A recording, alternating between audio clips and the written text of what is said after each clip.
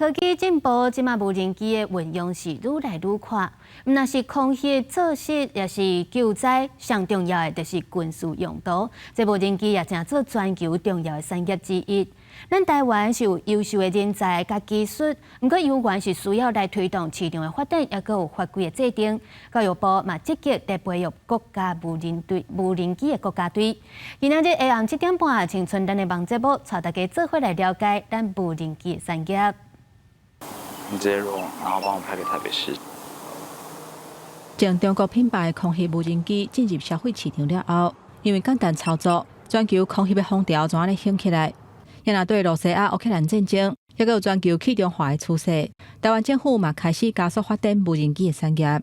因为国际情势包括咱乌俄战争，所以无人机这个产业慢慢啊伫咧世界去看到安尼甲嘛达到这个情势所以无人机拄啊是一个国际趋势啦因为要以小博大，不对称作战，无人机是一个最好的战略思考。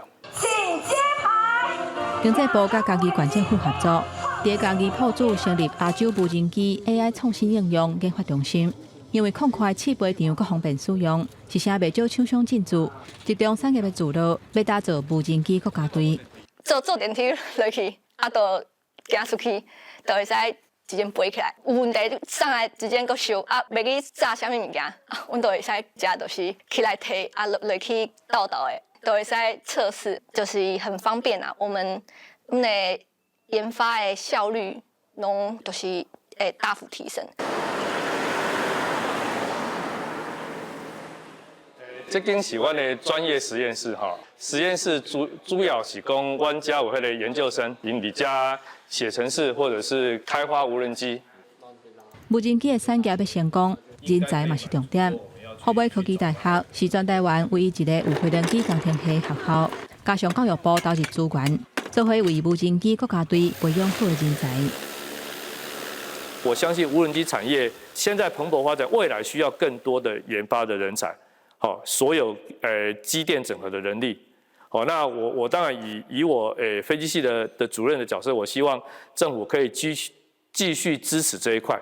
进无人机这个产业一般来讲就是这人才有法度你来无，那有法度甲做伙，其实发展会足紧的。无人机的产业当在改变世界，台湾有优秀的人才甲技术，不过市场的规模甲法规要更较周知。业者准备好啊，人才嘛招备，台湾国家队敢准备好势啊？记者吴德庆、叶家军综合报道。